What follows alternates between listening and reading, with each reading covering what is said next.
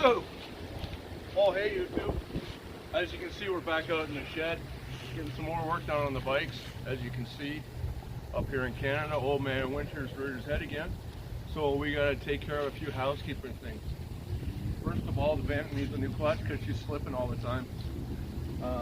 Don't know what that's from. Oh, I kind of do. It's from riding her like I own her, you know what I mean? And I think we're gonna change out these the cage to a different cage. They're gonna weld something up, I think. But finally got a package in from Amazon, which was my clutch plates. So we're gonna go ahead and put those on the Bandit. Get her ready.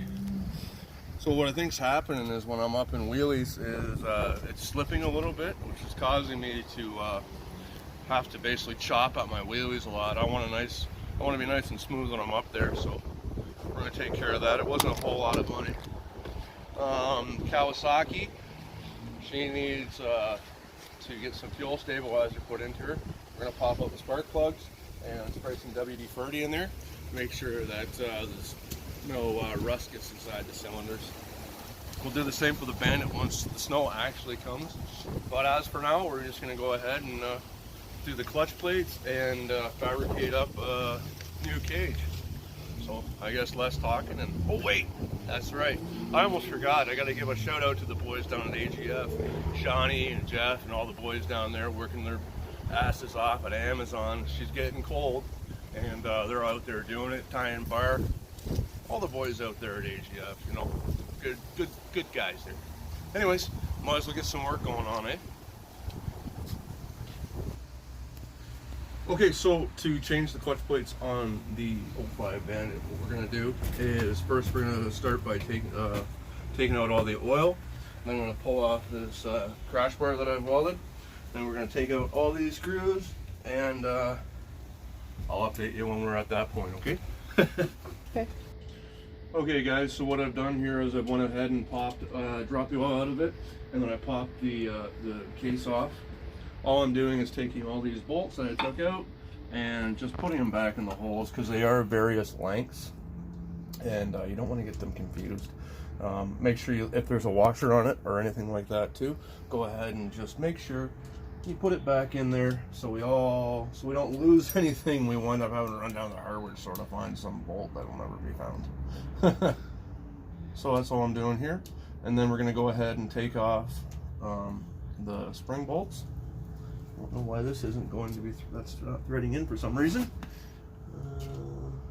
but yeah. So anyways, then we're going to pop these last two bolts with the spring on them off, and then we're going to start pulling the clutch plates out. And all right. Okay, so we got the clutch packet out. So what we want to do is just basically slide all these rings out, making sure we keep all the rings in order, and then just grab your new ones and put them back sequentially. Sequentially? Respectively? Respectively. Respectively. You know what I'm saying. Anyways, this is not rocket science, boys or girls. Just take apart everything you've done and put it back together. The only thing you want to make sure you do is make sure you put your new clutch plates in oil. That way they get nice and saturated so they don't burn up on your first rip. So anyways, I'm going to go ahead and put in my new plates. These ones are definitely toast. So hopefully next time you see me, I'll be buttoning her up. All right.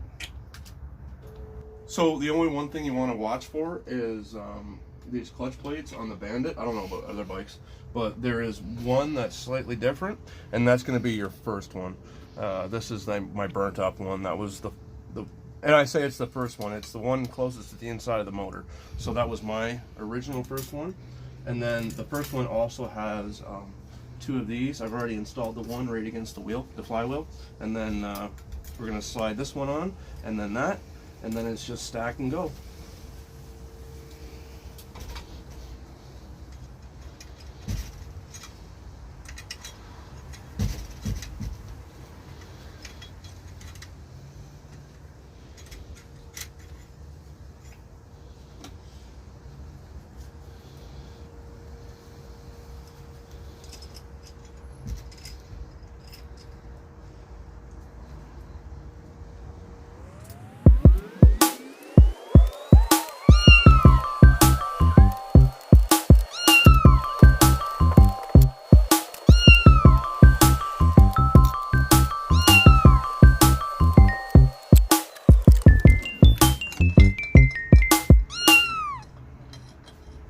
you want to make sure you put that, there's a small washer there. Make sure you didn't lose that. That's important. And there we are. Let's go ahead and put these back in. And we're going to torque, just tighten these hand tight, and then we're going to get the torque wrench out and torque them down. We're just going to get them started right now with the by hand.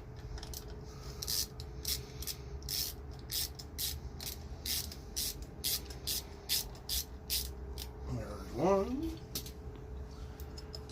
You want to tighten these in an alternating pattern, obviously, just like anything else. That way it sinks down evenly. So I'll do this one, this one, this one, and that one as you gradually tighten them down. And that's pretty much it, everybody. It's that simple.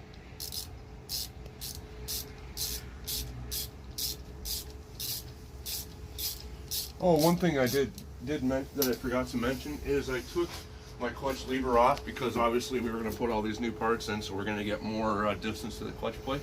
So all we have to do is I just loosened it all the way off, and we'll make an adjustment back up in the cable after everything's back together. All right, so we got the clutch replaced, and I took it for a little spin. It works great. I'd say I probably gained maybe 10-20% more power back out of this bike. I didn't realize it was slipping that bad. It was, and now it's not. It hooks up like crazy. I even pulled a couple of wheelies when I was out, and basically it just came right up and sat up there real nice without any chopping. Nice and smooth delivery of power. Makes you feel pretty good. Anyways, so I also took off my crash bars, or my cage, and I am going to change that up a little bit. I'm going to go with something a little thicker, something a little better, I think. That's going to be my next little project to take care of.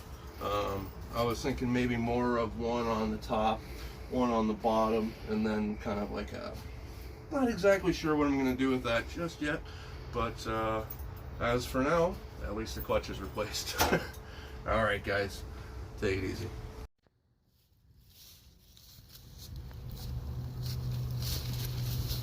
Oh fuck, there must be no flame left.